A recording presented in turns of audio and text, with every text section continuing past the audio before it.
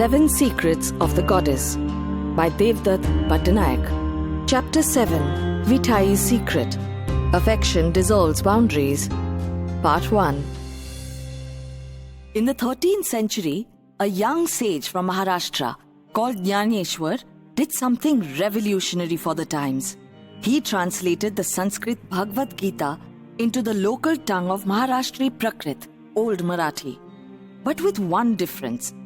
While in the Sanskrit Bhagavad Gita, Krishna is the valorous masculine warrior charioteer, in Jnaneshwar's Jnaneshwari, Krishna is Vitthai, or Mother Vitthal. Vitthal, who is enshrined in Pandharpur, is the popular name of Krishna in Maharashtra. Jnaneshwar saw him in feminine terms. For him, Krishna was the affectionate cow who comforts the lost and frightened calf, Arjuna, with his milk of wisdom. He used other metaphors for Krishna, all feminine, like the mother turtle who watches over her baby turtles with loving sidelong glances. This idea of Mother Krishna was carried forward by other poet saints of Maharashtra, like Janabai and Tukaram. For these poets, gender was but a tool to communicate a very particular emotion. Love and wisdom mattered more than Krishna's gender, and no one took offense. This feminization of the masculine is fairly common in Hindu mythology. Hypermasculine characteristics of a village god, like a mustache, diminish with the rise in his status. Features become gentle and soft. Muscles disappear. This contrasts with the trend to masculinize the feminine in modern society. While feminism, in principle, has been about reclaiming humanity by restoring the balance of power between men and women, in popular culture, a feminist is often projected as one who does everything that a man can. Thus, for society to progress, women have to compete with men. It is a race where she, not he, has to catch up. This anxiety can be traced to monotheistic religions, such as Islam and Christianity, where God is avowedly masculine with no room for the feminine. The relationship between God and goddess in the stories and rituals of Hindu mythology has always been tumultuous. But there was never a time when the goddess was dismissed. In the Vedas, the gods have gender, and there is a clear preference for the male. There are many more hymns dedicated to male devtas such as Surya, sun, Indra, sky, Agni, fire, Marutta, storm, Soma, herb or moon, Varuna, order, and Mitra, pact, than female devtas such as Prithvi, earth, Saraswati, river, Ushas, dawn, Nirriti, death, and Aranyani, forest. The male deities reside above the earth, in the sky, and are associated with cultural order, while the female deities are associated with the earth and natural order. There are invocations to male ancestors, Pitras, and prayers for male offspring, Putra. The gender divide is clear. In the Upanishads, however, the idea of a cosmic consciousness, or Brahman, starts to become more important than gods and goddesses. Cosmic consciousness is identified with Atma, consciousness of the individual. Both the cosmic Brahman and individual Atma are described as Nirguna, without form, unfettered by the body, hence genderless. The Upanishads are also called Vedanta, the philosophy milked out of the Vedas. But all talk of consciousness remained with the elite. The ordinary village folk preferred their Grama Devas, who satisfied their basic needs, the virile guardian gods who granted protection, and the fearsome fertility goddesses who granted prosperity. These Vedas, heroes, and Matas, mothers, were both powerful. Sometimes the heroes served the loving mother. At other times, the hero controlled the wild mothers. Most times, the hero and the mother formed the perfect pair, their powers complementing each other's. From the 5th century BCE, Buddhism, along with other Shramana ascetic movements, started decrying the value placed on desire and rejected the householder's worldview. In their very monastic perspective, pleasure was frowned upon. Naturally, women associated with pleasure and the household became daughters of Mara, Mara being the demon of desire. Women were, however, admitted into monastic orders so that through meditation and ascetic practices, they could, in their next life, acquire a male body and achieve nirvana. The popularity of Buddhism and other Shramana orders forced Hinduism to redefine itself. The new Hinduism, based on Purans, put great value on desire, on household, hence relationships between men and women. In this new Hinduism, God was no longer formless, it acquired form. But neither the male nor the female form was given preference. God was seen as male, Shiva was Ishwar, the Lord, and Vishnu was Bhagwan, all-encompassing. But these male forms of the divine owed their divinity to their female counterparts. This is why both are addressed as husbands of the goddess. Shiva is Umapati, husband of Uma, and Vishnu is Lakshmi Vallabha, beloved of Lakshmi. Male gods can be addressed only after the name of the consort is mentioned. Thus, Shiva is Uma Mahesh and Vishnu is Lakshmi Narayana. Devi here is not a supplement, she is a complement. This was the time when monotheistic religions were on the rise around the world and goddess cults were being wiped out, following the conversion of the Roman emperor and his empire to Christianity. In Christianity, God was a man and his son, the Savior, was also a man. Mary, the mother of God, was but a holy vessel, untouched by mortal men, hence virgin and mother, but not goddess. Women were no longer priestesses. Those who continued to be faithful to ancient goddess lore and rites were deemed witches and burned at the stake. Meanwhile, in India, the feminine provided the canvas that projected the divinity of God. This is evident in a Shiva temple. What dominates the shrine is the linga stone representing Shiva. Some scholars see it as the phallus, but devotees see it as the form of a formless divinity, linga of that which is a linga. What keeps this linga in place is the yoni trough below, representing Gauri, another name of Uma, and what keeps it wet and dynamic is the perforated pot above, representing Ganga, another wife of Shiva, junior to Gauri in some traditions. The shrine itself is called the Garbhagriha, the womb room. Whose womb? The Devi's, of course.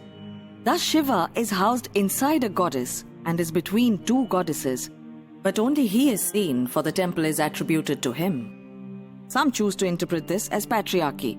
The two goddesses have been shoved into the background, granted inferior positions, consort, in the power hierarchy. Others choose to interpret this as feminism. Only through Devi can God be established. Still others see this as wisdom. The goddess withdraws so that the devotees engage with the ascetic Shiva and force him to participate in their worldly affairs, much as a mother withdraws to encourage her child to interact with strangers.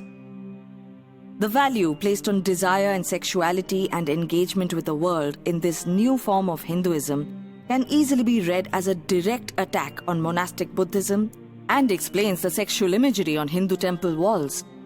Vishnu became an enchanting man, Mohan, for women, and an enchanting woman, Mohini, for men. And just as Devi domesticates the hermit Shiva, she herself is domesticated by the handsome hermit Shankara Sundareshwara. From Tamil temple laws comes the story of one Meenakshi of Madurai, warrior princess with 3 breasts, who conquers the world but loses her masculinity and her extra breast when she sees Somasundaram, as beautiful as the moon, who is none other than Shiva. In her temple today, she may be his coy bride with a parrot in one hand, but the dagger hanging on her hip indicates her once free spirit. Amongst Tamilians, a household dominated by a woman is called Madurai, temple town of the goddess, while a household dominated by a man is called Chidambaram, temple town of God. So important is the goddess that any attempt to worship God without goddess is discouraged violently, as explained by the story of Bhringi found in Tamil temple lore. Bhringi, an ardent devotee of Shiva, paid a visit to Mount Kailas, abode of Shiva, intent on going around his lord. But Parvati stopped him. Shiva and I make a pair. You cannot worship him in his totality without acknowledging me. Hence, you must go around both of us. But Bhringi was determined to only go around Shiva, not Parvati. To make this impossible, Parvati sat on Shiva's left lap. Bhringi tried squeezing between them to have his way, so Parvati fused her body with Shiva's and became his left half. Determined not to include Parvati in his worship, Bhringi turned into a bee and tried to bore a path between the left and right halves of Shiva's body. Peeved at his insolence, Parvati cursed Bhringi that he would lose that part of his body that emerges from the female seed. Immediately, Bhringi lost all flesh and blood and collapsed to the ground. Reduced to nothing but bones, Bhringi apologized and sang songs to the glory of the goddess. Finally, Parvati showed mercy and gave him a third leg to enable him to stand upright. He still had a skeletal frame to remind him of the importance of the goddess. The half-woman form of Shiva, Ardhanarishwara, does suggest equality of god and goddess, but it is not so. This half-woman form is clearly identified with Shiva. There is no corresponding half-male form of Devi. This makes sense only when we appreciate the symbolic meaning of god and goddess as mind and nature. The mind cannot exist without nature, but nature can exist without the mind. The Purans thus resonate an idea shared by evolutionary biologists. While the visible form is gendered, the idea being communicated is genderless. This was clearly an attempt to present sophisticated ideas of Upanishad Vedanta to the laity in narrative form. Miscommunication was a very real risk. The Purans also reiterate that the essence of all male gods is female, but the opposite is not true. Thus, when an Asura attacks and the Devas run to Brahma, then Vishnu, then Shiva, they are advised to release their inner strength. This emerges in female form. From Indra comes Indrani, from Vishnu comes Vaishnavi, from Varaha comes Vairahi, from Narsimha comes Narsimhi, from Kumara comes Kumari, from Vinayaka comes Vinayaki. These become the Matrikas who collectively defeat Asuras.